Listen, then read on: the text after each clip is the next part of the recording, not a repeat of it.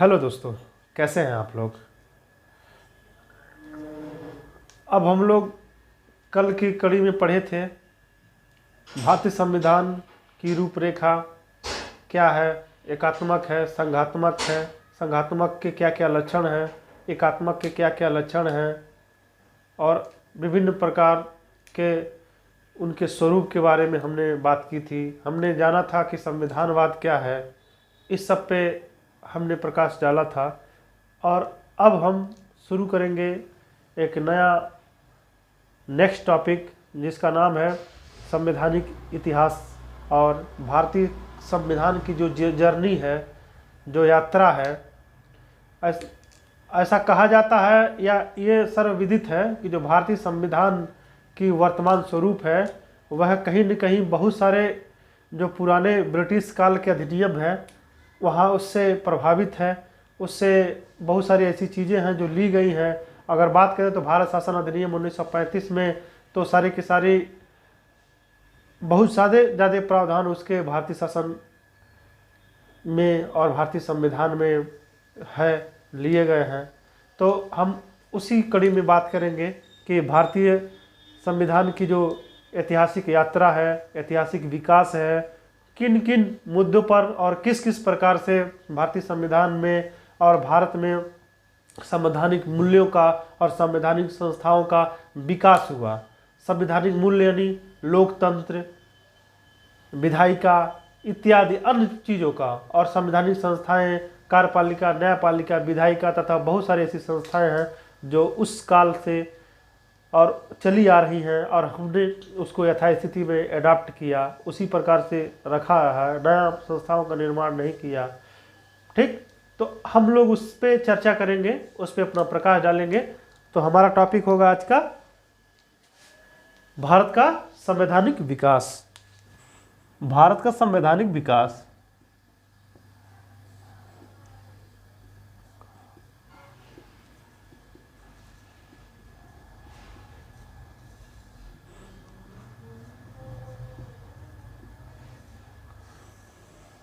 अब भारत के संवैधानिक विकास में क्या क्या हुआ। देखिए, भारत के संवैधानिक विकास दो प्रकार से हुआ। जैसे मैंने बताया, पहला है संवैधानिक मूल्यों का विकास।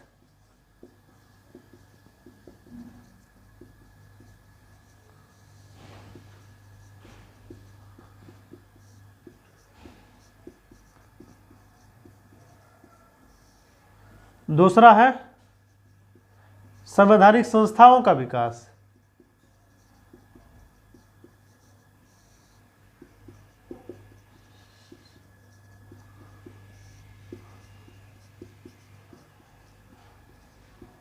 अब आपके मन में प्रश्न आ रहा होगा कि ये संवैधानिक मूल्यों का विकास का क्या मतलब है, संवैधानिक मूल्य हम किसे कहेंगे।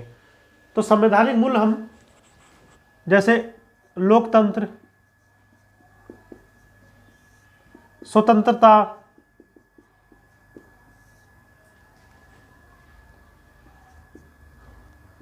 न्याय जिसमें सामाजिक न्याय हो, लैंगिक न्याय,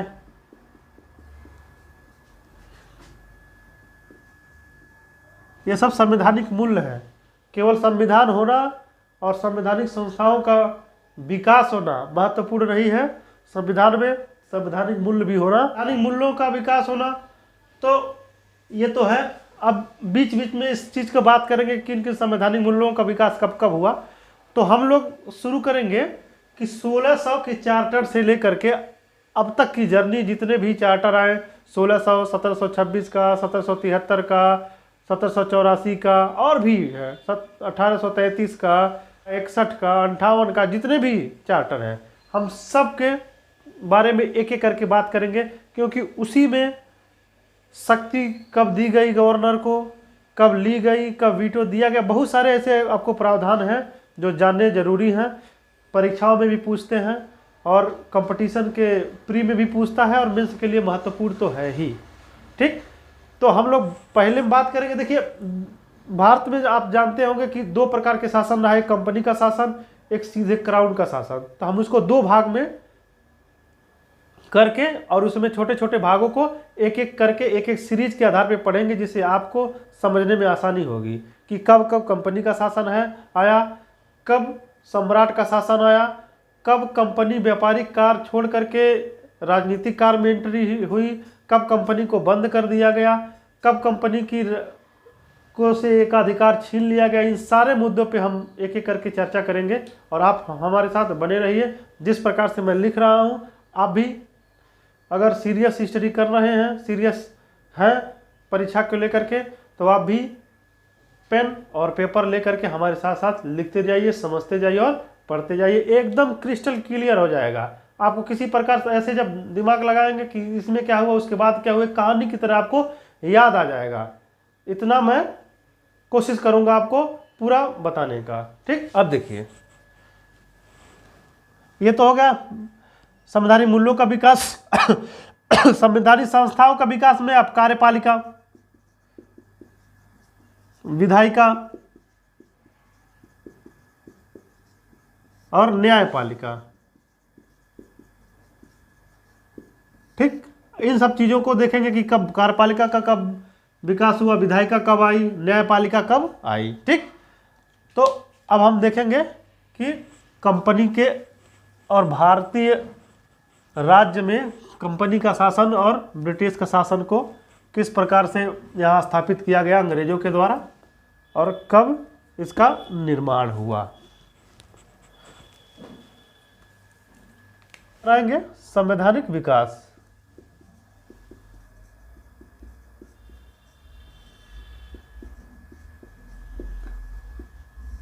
संवैधानिक विकास में देखिए, जैसे मैंने बताया, यहाँ पे एक और इस प्रकार से बनाएंगे और यहाँ देखेंगे कंपनी,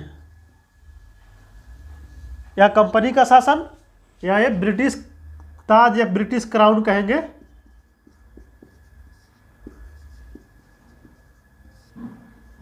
ब्रिटिश क्राउन का शासन और कंपनी का शासन। तो कंपनी का जो शासन था या कंपनी की व्यापारिक गतिविधियां 1600 लेकर के, ठीक। अब देखिए, ये कंपनी का जो है, कंपनी भी दो तरीके से थी। एक कब वो है राजनीति में इंटर की और दूसरा कब है शुद्ध व्यापारिक बनी रही। इसमें भी दो पार्ट होंगे, पहला है, तीसरा। ठीक, यह है व्यापार,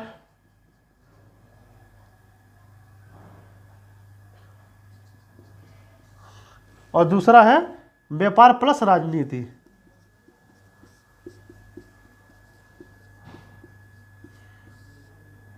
ठीक, व्यापार प्लस राजनीति। तो देखिए, ये व्यापार जो है 1600 से लेकर के 1765 तक व्यापारी बनी रही। ठीक, अब उसके बाद में ये व्यापार प्लस राजनीति जो है 1765 से लेकर के 1858 तक ये बनी रही। ठीक, अब देख लीजिए इसमें क्या हुआ। अब आप सोचते होंगे कि 1765 ऐसा क्या डेट है जो 1765 इतना महत्वपूर्ण है, क्या चीज़ है ये 1765 जो इतना महत्वपूर्ण है। तो मैं आपको बता दूं, जब प्लासी का युद्ध हुआ और उसके बाद बक्सर का युद्ध हुआ और 1765 में जब इलाहाबाद की संधि हुई, तो बिहार, बंगाल, उड़ीसा तीनों की उनको दीवानी मिल गई कंपनी को, और उनको उसी हिसाब से कानून भी बनाया गया और उनको शासन प्रशासन करने का मौका भी मिला कंपनी को। और उसी समय द्वैध शासन प्रणाली आई थी। द्वैध शासन प्रणाली के बारे में छोटा सा जान लेते हैं। द्वैध शासन प्रणाली यह है कि दो प्रकार की शासन थी, एक निजामत थी और एक राजस्व था। राजस्व जो था वो अंग्रेजों के पास था और निजामत यानी शासन प्रशासन, देख रेख, कहाँ क्या समस्या आएगी, कहाँ मारपीट जो हुआ, क्या निर्माण करवाना है, क्या गड्ढा खनवाना है, क्या सड़क बनवानी है, ये सारे के सारे काम जो है वह नवाब के पास था। ठीक, ये दो प्रकार से थी। तो देख लीजिए, अब थोड़ा सा इस पर प्रकाश डालेंगे हम लोग। क्रमदैनिक 1757 प्लासी का युद्ध, 1764 बक्सर का युद्ध। ठीक, ये दो युद्ध हुए दो युद्ध निर्णायक होते हैं, मेंस में पूछे जाते हैं। जब मॉडर्न इंडिया पढ़ा जाएगा हम लोग तो क्वेश्चन बनता है कि प्लासी के युद्ध और बक्सर के युद्ध के बाद भारत की राजनीति क्या हुई, आर्थिक सामाजिक राजनीतिक क्या क्या बदलाव आए, उस पर प्रकाश डालिए। इस पे क्वेश्चन आते हैं, इसको पढ़ना बड़ा जरूरी है और आप दोनों को जानना भी जरूरी है। किताब में निकाल करके मॉडर्न इंडिया वाले में आप देख लीजिएगा, दोनों का पढ़ लीजिएगा कि आर्थिक सामाजिक कारण क्या रहे हैं, उसके बाद राजनीतिक बदलाव क्या आए हैं। ठीक, अब देखिए 1765 में इलाहाबाद की संधि हुई।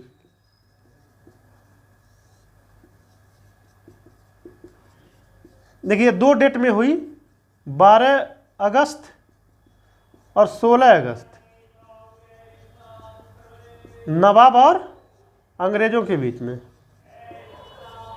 इसमें एक थे दिल्ली के शासक भी थे और अंग्रेज भी थे। दिल्ली के शासक, अंग्रेज और अवध के नवाब, ये तीनों लोगों के बीच में ये संधि हुई थी 12 अगस्त और 16 अगस्त के 1765 में। इतना जान लेना जरूरी है। जैसे अब अचानक तो कुछ आ नहीं जाता है, परिस्थितियां बदलती हैं, सरकारी तंत्र बदलते हैं, शासन प्रशासन की रीति बदलती है। तो अचानक कहिए कि 1600 का आया, 1773 का रेगुलेटिंग एक्ट आ गया, 1726 का आ गया, तो अचानक तो आता नहीं है। जब कुछ तब्दीलियां होती है, कुछ परिवर्तन होता है, तो शासन प्रशासन में भी परिवर्तन होता है। तो इस सब चीज़ों को जानना भी आपके लिए बहुत ज़रूरी है। ठीक, अब देखिए, अब ये संधि हुई तो इनको जो है, कहाँ लिखे, चलिए यहाँ लिखते हैं। तो इनको बंगाल, बिहार और उड़ीसा की दीवानी प्राप्त हुई।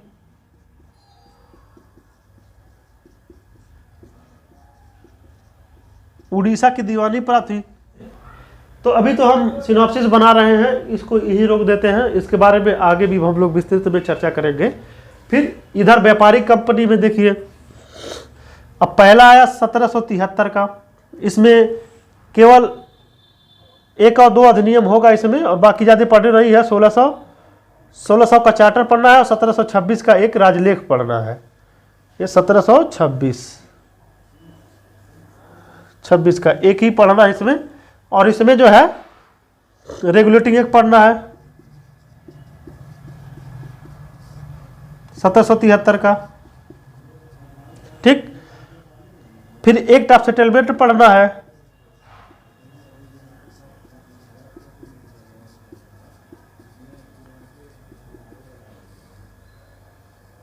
एक्ट ऑफ सेटलमेंट जो है, इसकी कमियों को दूर करने के लिए लाया गया था एक एक्ट ऑफ, और यह 1781 में लाया गया था। ठीक, फिर इसको आगे हम पढ़ेंगे पिट्स इंडिया एक्ट।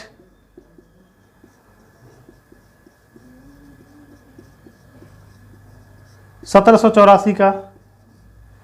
फिर उसके बाद हम आगे पढ़ेंगे 1786 का एक्ट। फिर पढ़ेंगे 1793 का एक्ट पढ़ेंगे। फिर उसके बाद फिर पढ़ेंगे 1813 का एक्ट। फिर देखिए यहाँ लिखते हैं, जगह नहीं है नीचे, 1833 का एक्ट। फिर 1853 का एक्ट। इतना पढ़ेंगे हम लोग व्यापारिक प्लस राजनीतिक में, कि कंपनी की व्यापारिक और राजनीतिक क्या स्थिति थी। ठीक, अब देखिए ब्रिटिश क्राउन का जब ताज आया, यानी ताज का जब शासन आया, तो ये 1858 से लेके 1947 तक रहा।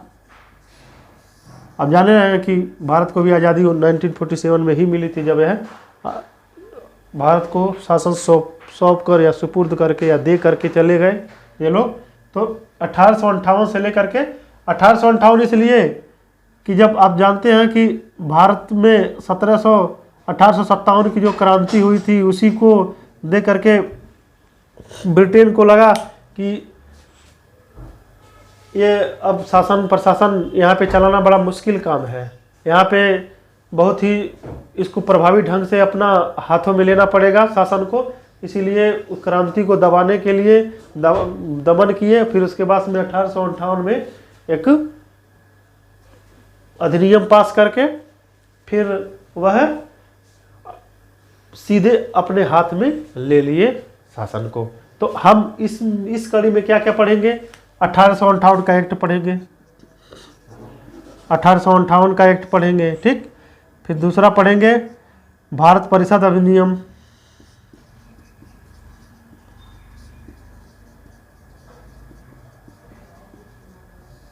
भारत परिषद अधिनियम 1861। फिर तीसरा पढ़ेंगे 1873 का एक्ट,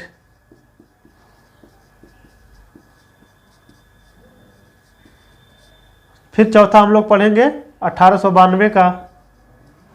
ये सब भारत परिषद अधिनियम है।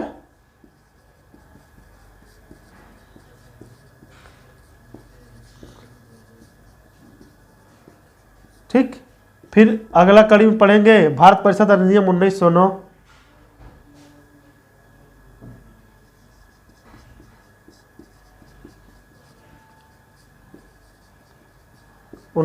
का। फिर 1919 का पढ़ेंगे भारत शासन अधिनियम या भारत सरकार अधिनियम।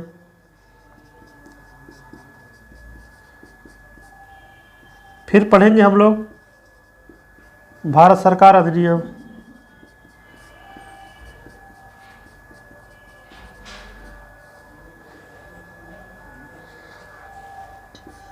1935। फिर उसके बाद भारत स्वतंत्रता अधिनियम 1947।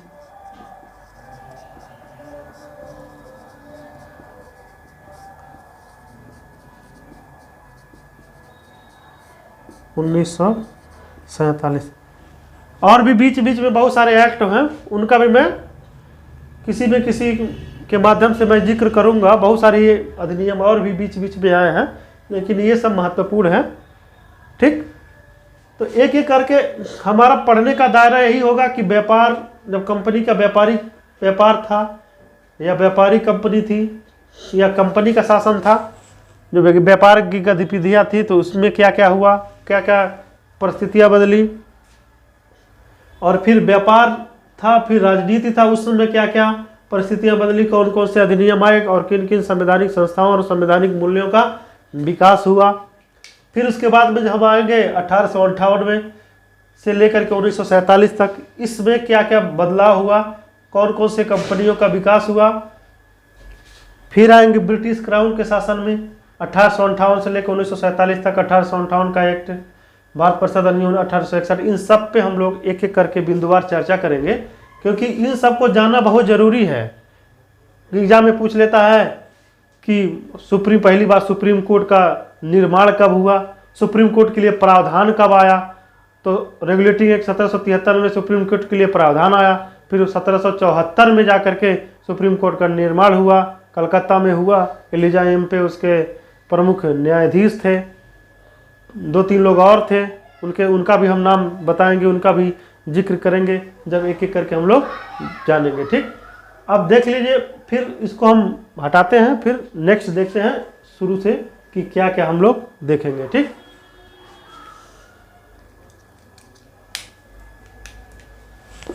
आप लोग इसका स्क्रीनशॉट ले लीजिए या लिख लीजिए वीडियो को रोक करके। अब हम लोग देखेंगे 1600 का चार्टर, 1600 का चार्टर एक्ट 1600, चार्टर एक्ट या राजलेख कहेंगे, राजलेख, ठीक। अब ये क्या था 1600 का चार्टर या राजलेख?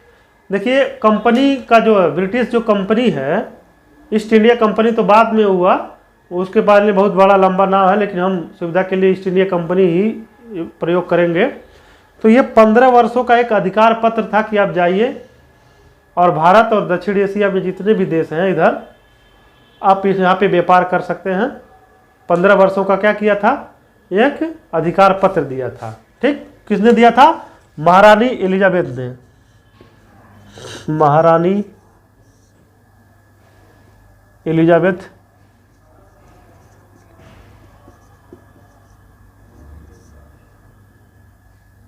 प्रथम ने कंपनी को 15 वर्षों के लिए अधिकार दिया। ठीक,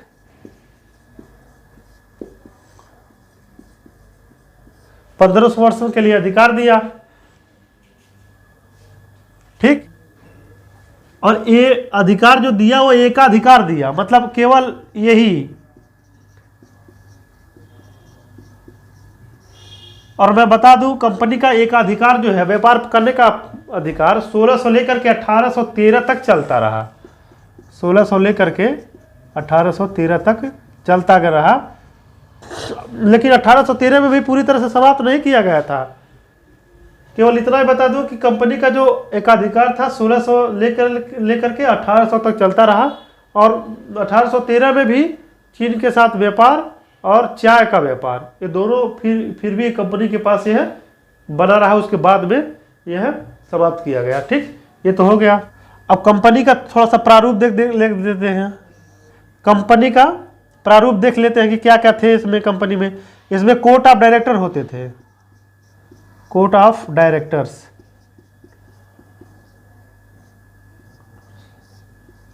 ठीक, कोर्ट ऑफ डायरेक्टर होते हैं, जो निदेशक मंडल होता था।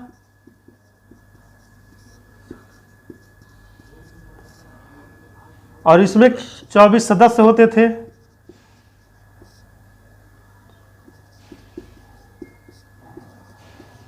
और यही लोग नियम बनाते थे कंपनी के लिए कि कंपनी कैसे चालू होगी, कैसे काम करेगी, किन किन प्रक्रियाओं का निर्माण करेगी या निर्धारण करेगी। तो यही लोग नियम बनाते थे कंपनी के लिए।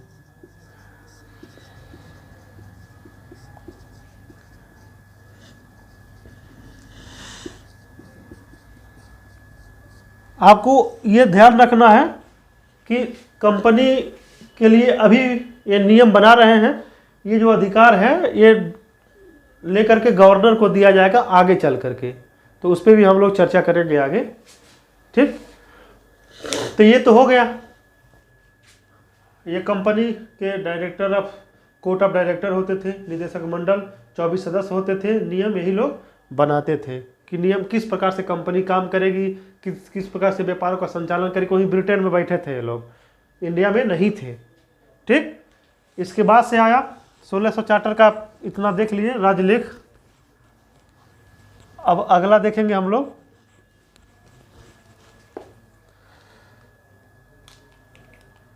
चार्टर एक्ट, दूसरा नंबर चार्टर एक्ट कब का? 1726।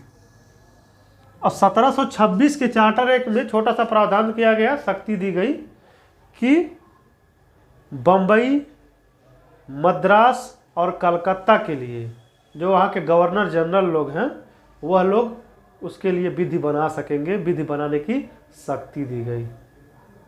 विधि बनाने की क्या दी गई? शक्ति दी गई। तो कलकत्ता,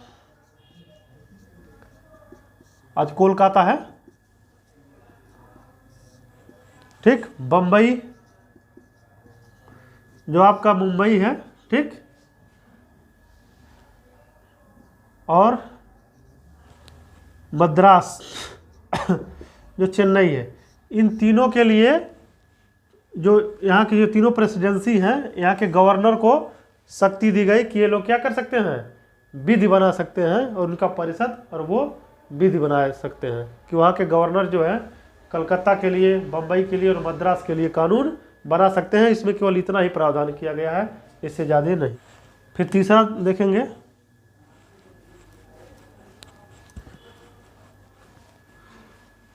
हम लोग देखेंगे, ये बड़ा महत्वपूर्ण है, रेगुलेटिंग एक्ट 1773।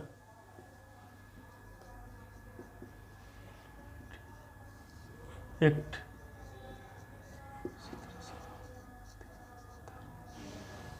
अब देख लीजिए रेगुलेटिंग एक्ट की जरूरत क्यों पड़ी भारत को?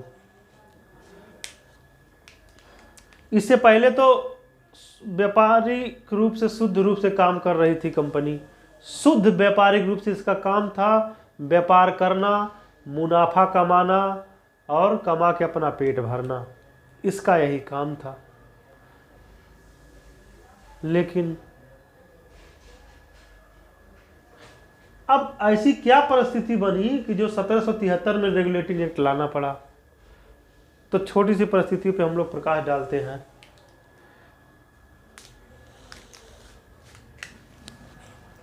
1757 में प्लासी का युद्ध कंपनी ने जीता। ठीक, 1764 में बक्सर का युद्ध कंपनी ने जीता। ठीक, और 1765 में क्या हुआ, इलाहाबाद की संधि।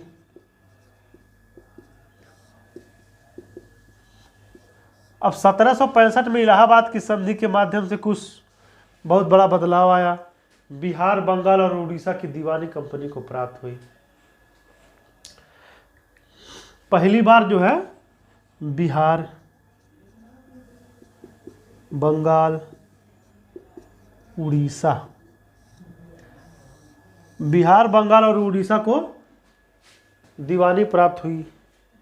तो यानी जो कंपनी इसके पहले शुद्ध रूप से राजनीतिक से बहुत दूर थी, केवल उसका काम था व्यापारिक, व्यापार करना ही उसका केवल काम था। लेकिन अब क्या हो रहा है, दीवानी वसूलना है, पैसा वसूलना है, राजस्व इकट्ठा करना है। अब कंपनी जो है राजनीति में हस्तक्षेप कर रही है। अब राजनीति में हस्तक्षेप कर रही है तो उसको नियम कानून, समस्याएं होंगी, प्रॉब्लम तो होगा, दिक्कतें होंगी। जब व्यक्ति राजनीति में आता है उसके लिए विधायिका की ज़रूरत होती है, न्यायपालिका की ज़रूरत होती है, कार्यपालिका की ज़रूरत तो होती ही है। उसके लिए प्रावधान चाहिए था, नियम कानून चाहिए थे, जो कंपनी के पास नहीं थे। फिर ये आया रेगुलेटिंग एक्ट। रेगुलेटिंग एक्ट आया,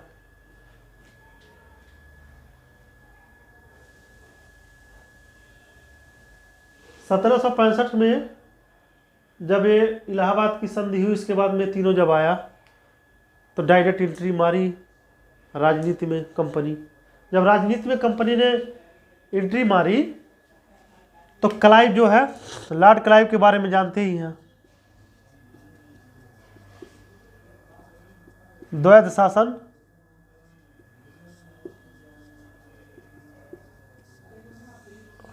यही ऐसा व्यक्ति था जो द्वैध शासन लेकर के आया और दोहरी शासन नीति अपनाई। जो मालदा गैप का अगर ज्योग्राफी आप लोगों ने पढ़ा होगा तो मालदा गैप के नाम पे जानते हैं। जो ब्रह्मपुत्र और गंगा के नदी के बीच के दोनों क्षेत्र है उसको मालदा गैप कहते हैं। वो मालदा गैप जो पश्चिम बंगाल में पड़ता है और ऊपर आसाम में और इधर कुछ बिहार वहार साइड में पड़ता है थोड़ा सा, वो मालदा गैप जो है वो सोना उगलने वाली मिट्टी है। वो इतना अच्छा खेती, इतनी बढ़िया से पैदावार करती थी। और द्वैध शासन में कंपनी ने वहाँ के लोगों को लूट लिया। जो गरीब थे, जो अमीर थे वो गरीब हो गए और जो गरीब थे वो मजदूर हो गए। राजस्व वसूलती थी और पूरे कड़े तरीके से राजस्व वसूलती थी, बहुत ही बुरी तरीके से सलूक करती थी। और इतना स्थिति खराब हो गई कि अब क्रांति हो कि तब क्रांति हो। तो इन सब चीज़ों को दूर करने के लिए और द्वैध शासन प्रणाली को बंद करने के लिए फिर हमारा एक जो नया एक्ट हम लोग पढ़ रहे हैं 1773 का रेगुलेटिंग एक्ट लाया गया। और रेगुलेटिंग एक्ट लाने के पीछे एक और कहानी है कि उस समय तो कंपनी चल रही थी, कमाई भी बहुत हो रही थी, लेकिन कंपनी घाटे में जा रही थी। तो जब घाटे में जा रही तो समस्या यह रहा था कि भाई इतना लूट रहे हैं, इतना कमा रहे हैं, तो कंपनी घाटे में आखिर में क्यों जा रही है? ऐसा क्या समस्या है कि जो कंपनी घाटे में जा रही है? तो उस समय के प्रधानमंत्री जो थे, ब्रिटिश प्रधानमंत्री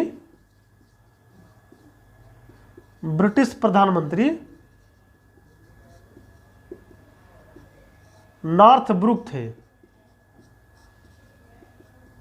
ब्रुक थे, उन्होंने एक गुप्त समिति बनाई। गुप्त समिति मतलब चोरी से कि जाइए, 4-5 लोगों को समिति बनाई कि जाइए देख करके आइए कि क्या क्या हो रहा है, आखिर में कंपनी इतना घाटे में काहे चल रही है और इतना शोषण हो रहा है, त्राही त्राही मच रहा है, क्या समस्या है, जाके जाइए देख के आइए।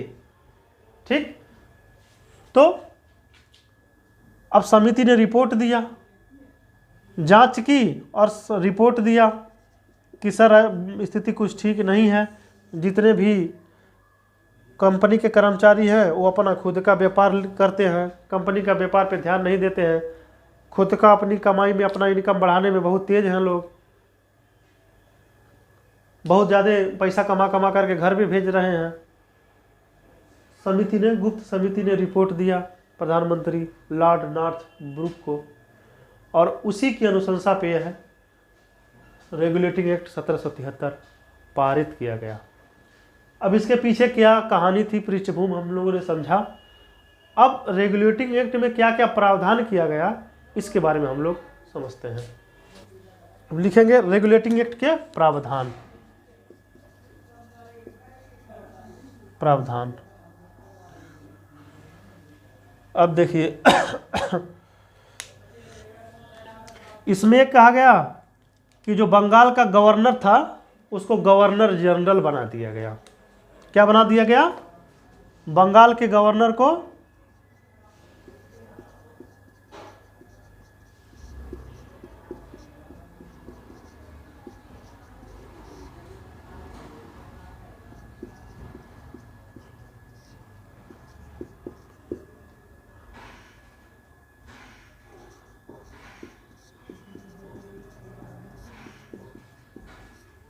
ठीक। अब क्या पहला प्रावधान क्या किया गया कि बंगाल के गवर्नर को गवर्नर जनरल बना दिया गया। ठीक। दूसरा प्रावधान यह है कि मद्रास और बंबई के गवर्नर को गवर्नर जनरल के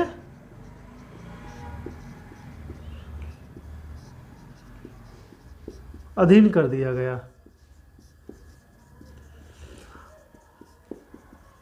कि जो महत्वपूर्ण मामले हैं वह गवर्नर जनरल बनाएगा, और इसका अधीन कर दिया। इसका मतलब ये नहीं है कि सारी शक्तियां उसे छीन ले गई, कुछ शक्तियां गवर्नर जनरल को दी गई, और इन दोनों के नीचे या इन दोनों के अंडर में ये दोनों लोग रहेंगे, मद्रास और बंबई के गवर्नर जनरल। ये प्रावधान किया गया उसमें।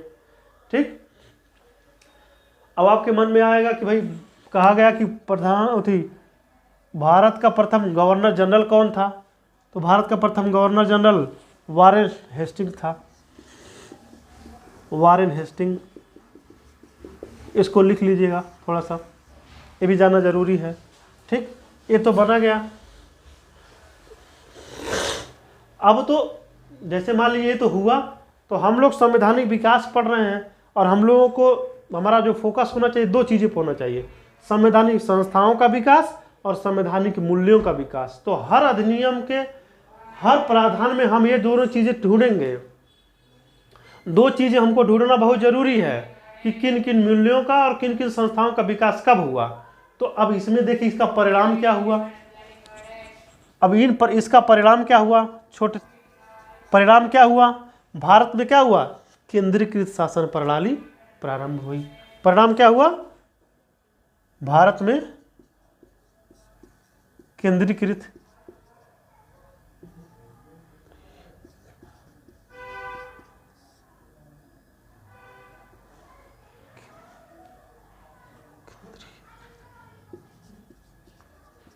केंद्रीयकृत शासन प्रणाली प्रारंभ हुई।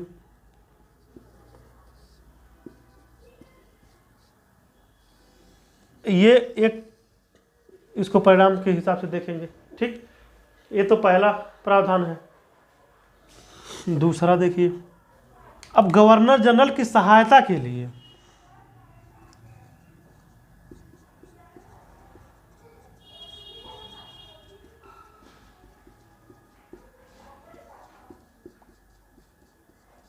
चार सदस्य वाली एक परिषद बनाई गई।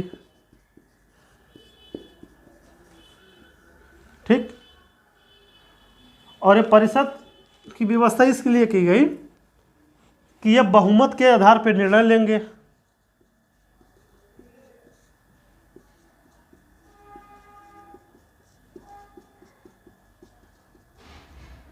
बहुमत के आधार पर निर्णय लेंगे और इसमें जो गवर्नर है निर्णायक मत देने का अधिकार था।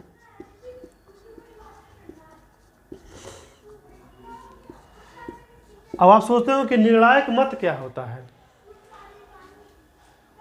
पहली बार भारत में गवर्नर जनरल की सहायता के लिए 4 सदस्यों वाली एक परिषद बनाई गई और बहुमत के आधार पर निर्णय लेने के लिए प्रावधान किए गए। और गवर्नर जनरल को केवल निर्णायक मत देने का अधिकार। आप सोचते होंगे कि निर्णायक मत क्या होता है, कि इसके मत से कोई प्रभाव पड़ेगा कि नहीं पड़ेगा। जैसे मान लीजिए 4 लोग हैं, 2 लोग किसी बिंदु पे कह रहे हैं कि नहीं ये होना चाहिए, 2 लोग कह रहे हैं ये होना चाहिए, तो अगर उसमें देगा, गवर्नर कहेगा कि नहीं नहीं ये होना चाहिए, गवर्नर अपना मत जिस तरह से कह दिया वही बाध्य होगी, निर्णायक मत हो गए। तो फिर तो ये कब होता है, कब ऐसी सिचुएशन आती है कि जब निर्णायक मत देने की ज़रूरत पड़ती है, जब स्थिति बराबर की होती है। यदि इसी में से चारों में से 3 सदस्य कहते कि नहीं यह काम होगा, एक कहता नहीं यह काम होगा, तो निर्णायक मत कोई मतलब नहीं है।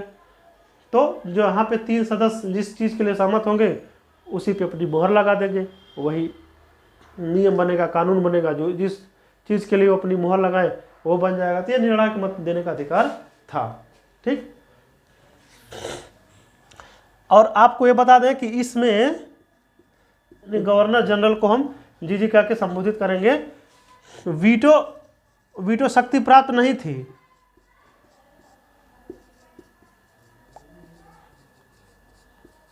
याद रखिएगा, क्योंकि इसमें पूछता है कि वीटो शक्ति गवर्नर जनरल को किसमें प्राप्त थी।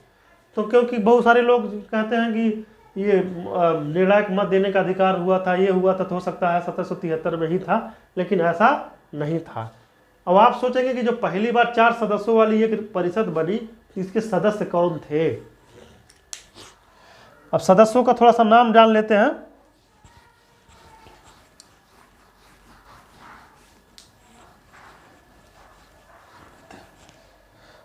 जो 4 सदस्यीय परिषद बनी थी,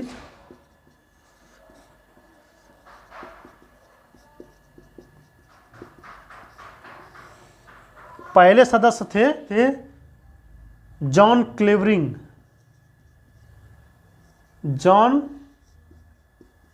क्लेवरिंग।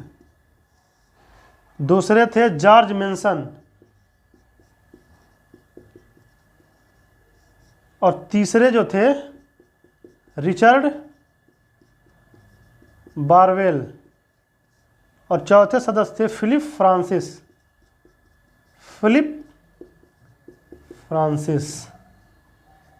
ये पहली बार 4 सदस्य, किसी में पूछ लेता है, जब बड़े एग्जाम में आप जाएंगे तो उसमें पूछ लेता है कि जो पहली बार 4 सदस्य वाली परिषद बनी थी, 4 सदस्य कौन से, John Clavering, George Monson, Richard Barwell और फिलिप फ्रांसिस।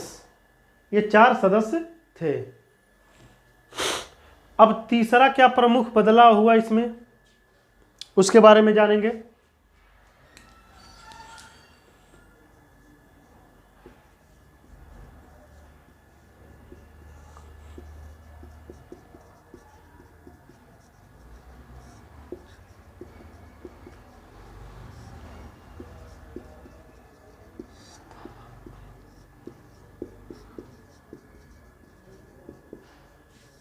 कलकत्ता में सर्वोच्च न्यायालय की स्थापना का प्रावधान किया गया और सर्वोच्च न्यायालय की स्थापना का प्रावधान 1773 के एक्ट में किया गया, लेकिन जो स्थापना की गई 1774 में की गई। ये बहुत ध्यान देने वाली बात है, क्योंकि कितने लोग जैसे क्वेश्चन पढ़ते नहीं है, कहते हैं न्यायालय सर्वोच्च न्यायालय की स्थापना कब किया गया? तो 1774। सर्वोच्च न्यायालय की स्थापना का प्रावधान कब आया? 1773। ये थोड़ा सा ध्यान देने की जरूरत है इसमें, ठीक। अब इसका क्या परिणाम हुआ? न्यायपालिका का उदय हुआ। न्यायपालिका भारत में इंट्रोड्यूस हुई। न्यायपालिका पहली बार आया, वो भी इतने बड़े तौर पे। सुप्रीम कोर्ट आया।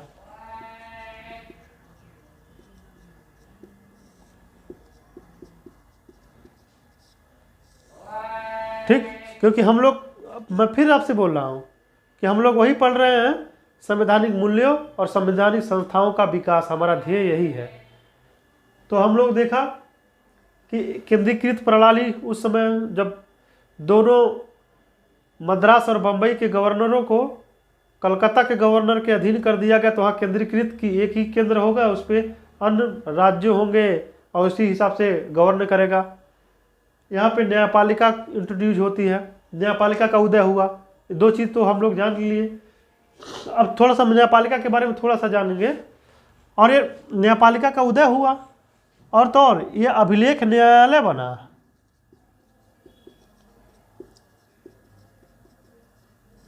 अभिलेख न्यायालय। अब देखिए, अभिलेख न्यायालय के बारे में आप लोग जानते ही होंगे। इसमें दो चीज़ हैं कि जितने भी उसके निर्णय हैं वो लिखित किए जाएंगे, संरक्षित किए जाएंगे, और इस न्यायालय को अवमानना के लिए दंड देने का भी अधिकार हो गया, ठीक। और इसके जो जितने भी मामले हैं अन्य न्यायालयों के लिए एक नज़ीर के रूप में, एक पूर्व निर्णय के रूप में, एक डायरेक्शन के रूप में और एक लॉ के रूप में फॉलो करना पड़ेगा। ये अभिलेख न्यायालय का भी ये प्रावधान किया गया कि देखिए, न्यायालय का उदय हुआ, अभिलेख न्यायालय का उदय हुआ, ये बहुत ही महत्वपूर्ण हुए, ठीक। अब देखिए, इसमें भी एक मुख्य न्यायाधीश का और 3 अन्य न्यायाधीशों का प्रावधान किया गया कि एक मुख्य न्यायाधीश होंगे और 3 अन्य न्यायाधीश होंगे। इसके बारे में भी जान लेते हैं कि भारत में प्रथम जो सुप्रीम कोर्ट का गठन हुआ था, निर्माण हुआ था, उसके प्रथम न्यायाधीश थे एलिजा इम्पे।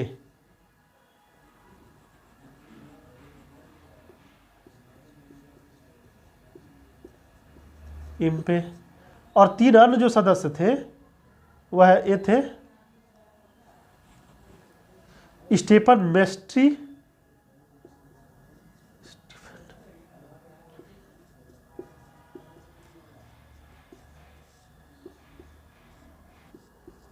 जॉन हेड, तीसरे हैं रॉबर्ट चेम्बर,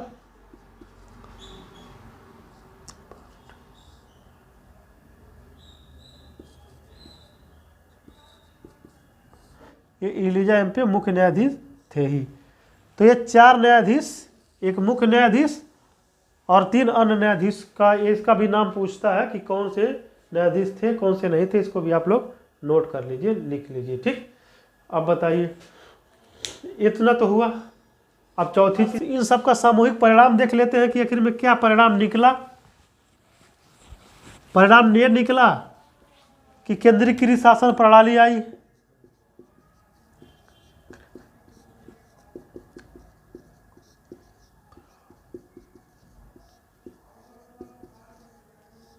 ठीक। फिर कार्यपालिका का उदय हुआ,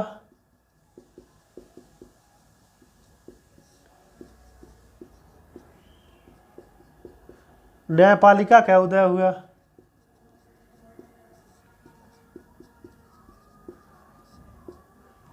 और ब्रिटेन ने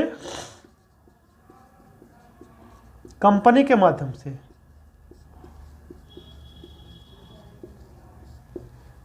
भारतीय शासन में हस्तक्षेप प्रारंभ किया।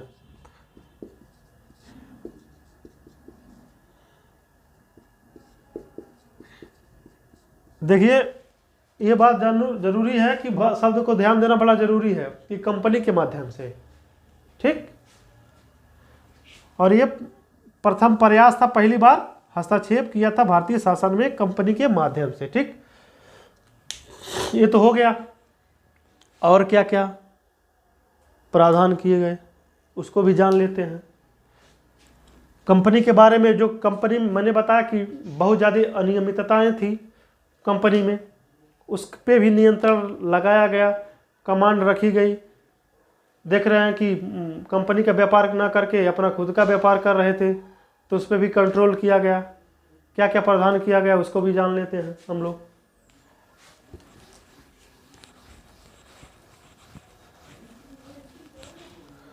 हेडिंग लिखेंगे कंपनी पर नियंत्रण।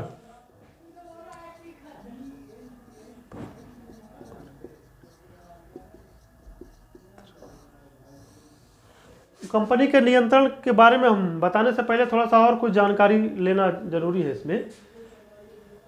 ये जो पहले बताया था ना कि 24 सदस्य होते हैं, तो जो बोर्ड ऑफ डायरेक्टर का जो नियुक्ति होती थी वो कंपनी के, आप जानते कि कंपनी में बहुत ज़्यादा शेयर धारक थे, और सारे शेयर धारक मिल करके बोर्ड ऑफ डायरेक्टर का नियुक्ति करते थे कि 24 सदस्यों की नियुक्ति करेंगे हम। अब उसमें पहले जो थे जिनका 500 पाउंड कंपनी में शेयर था,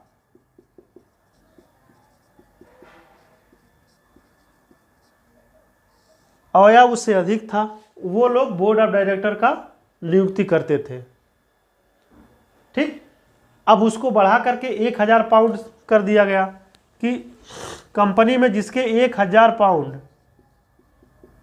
शेयर रहेंगे वही लोग बोर्ड ऑफ डायरेक्टर की नियुक्ति कर सकते हैं, चुन सकते हैं, 500 रुपये वाले नहीं। जैसे एग्जांपल लीजिए, जैसे मान लीजिए यहाँ कोई कंपनी स्टार्ट हुई, बहुत सारे शेयर धारक हैं, कोई 50 रुपये का शेयर खरीदा, कोई 5 लाख का शेयर खरीदा, कोई 50 लाख का शेयर खरीदा, कोई 20 लाख का शेयर खरीदा है, कोई 10,000 का शेयर खरीदा है।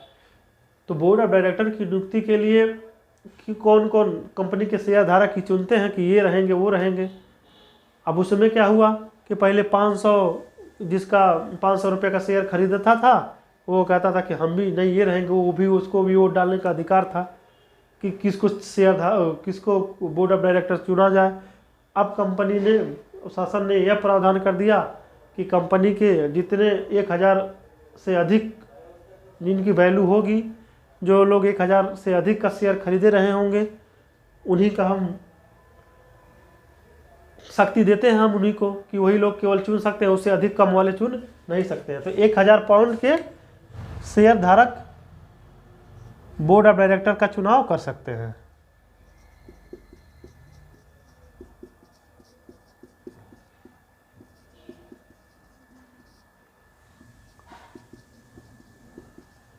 चुनाव करेंगे। ठीक, ये हो गया। ये पहले है 500 थी, इसको बढ़ा करके 1000 कर दिया गया, इसको ध्यान में देना है। ठीक। और 24 सदस्य जो थे में से कहा गया कि 1/4 सदस्य जो है सेवा मुक्त होंगे प्रतिवर्ष, और कार्यकाल जो है, बोर्ड ऑफ डायरेक्टर के कार्यकाल जो है 1 वर्ष से बढ़ा करके 4 वर्ष कर दिया गया।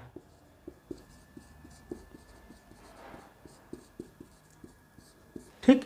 अब 1 वर्ष 4 वर्ष कर दिया गया।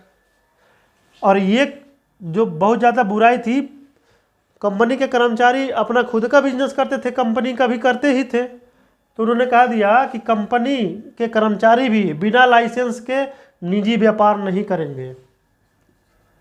तो कंपनी के कर्मचारियों पर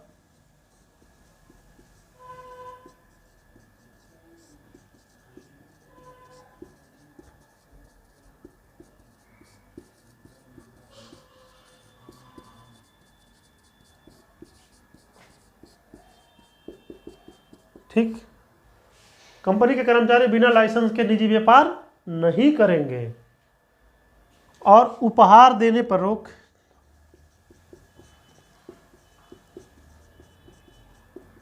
रोक लगाई गई। बड़े बड़े कंपनी के कर्मचारी के पास बड़े बड़े लोग कहते सर ये उपहार ले लीजिए, हमारा वो काम हो जाएगा, आपने ऐसा काम किया, अच्छा किया। उपहार के माध्यम से दे करके, एक तरह से रिश्वत था, घूस था, जिसको उपहार कहते हैं। और आजकल के भारत में उसको मिठाई कहते हैं कि मिठाई खिला दीजिए,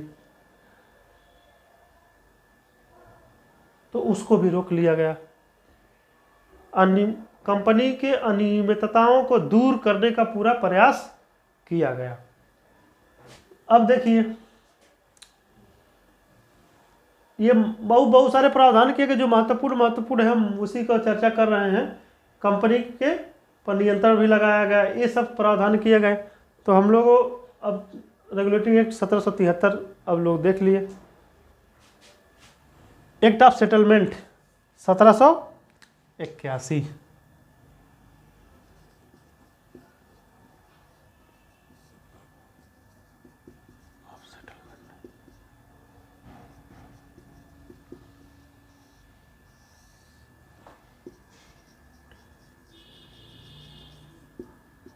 एक्ट ऑफ सेटलमेंट, ठीक। अब 1781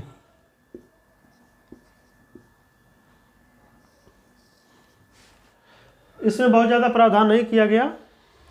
1773 में कुछ जो कमियां आई थी, कुछ दिक्कतें आई थी, उसमें उन दिक्कतों समस्याओं को दूर किया गया। देखिए, अब समस्या ये आती थी कि सुप्रीम कोर्ट का निर्माण हो गया है, सुप्रीम कोर्ट भी अपनी सुनवाई कर रही है, गवर्नर भी के पास भी शक्तियां थीं। अब सुप्रीम कोर्ट और कोई और आदेश देता था, गवर्नर कोई और आदेश देता था, दोनों पे कंट्राडिक्शन हो जाता था। स्थिति स्पष्ट नहीं थी कि किन किन क्षेत्रों में सुप्रीम कोर्ट देखेगा, किन किन क्षेत्रों में गवर्नर जनरल देखेगा, और उसमें समस्या बहुत ज़्यादा आती थी। एक एक तथ्यों पे दो निर्णय, वो भी विपरीत निर्णय। तो उस सब समस्याओं को, इन सब दिक्कतों को दूर करने के लिए एक्ट ऑफ सेटलमेंट आया 1781 में। इसमें कुछ प्रावधान किए गए। पहले 1773 के संशोधन करने के लिए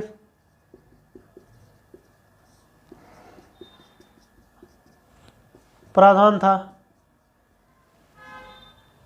और गवर्नर जनरल और उसका परिषद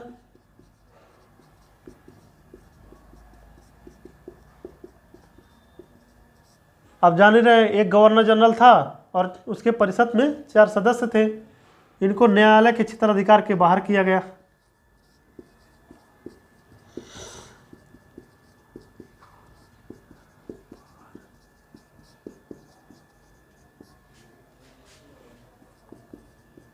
ठीक।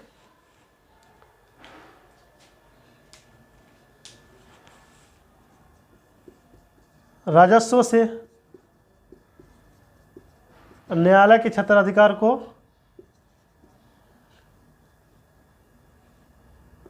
राजस्व से न्यायालय के क्षेत्राधिकार को मुक्त किया गया।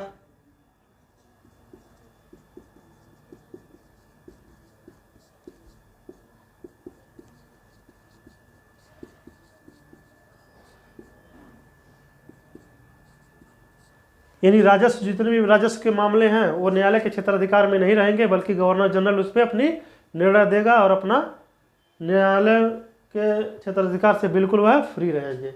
ये प्रावधान किया गया। अब देखिए, भारत जो है धर्म, रीति रिवाज, संस्कार, परंपराएं, बहुत सारी चीज़ों को लेकर के चलता है। अब नया नया सुप्रीम कोर्ट आया। अब सुप्रीम कोर्ट ब्रिटेन के आधार पर अपना निर्णय दे रहा था, ब्रिटिश कानून के आधार पे। अब ब्रिटिश कानून के आधार पर निर्णय दे रहा था कि जो यहाँ के जो रीति रिवाज हैं वो बहुत ज़्यादा प्रभावित हो रहे थे, बहुत लोगों में असंतोष की भावनाएं बहुत ज़्यादा थी। तो इसमें ये भी प्रावधान किया गया कि सर्वोच्च न्यायालय, सुप्रीम कोर्ट भारतीय रीति रिवाज, धर्म, संस्कृति को ध्यान में रख करके अपना निर्णय देंगे। तो सर्वोच्च न्यायालय,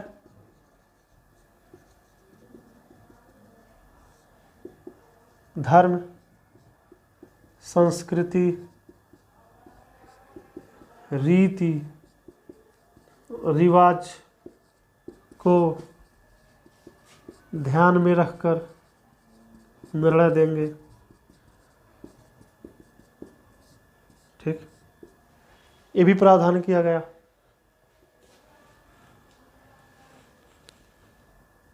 सरकार को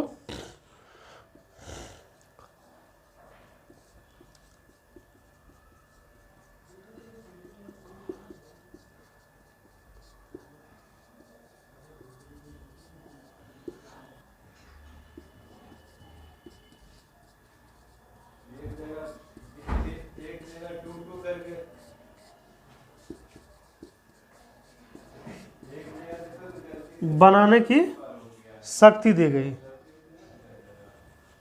विधि बनाने की शक्ति दी गई,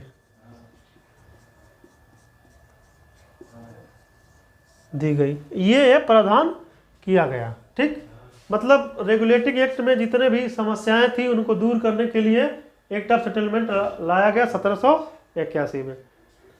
क्लास बहुत लंबा हो जाएगा, फिर हम अगले क्लास में पिट्स इंडिया एक्ट 1784 पढ़ेंगे। ठीक, उसके बाद से धन्यवाद।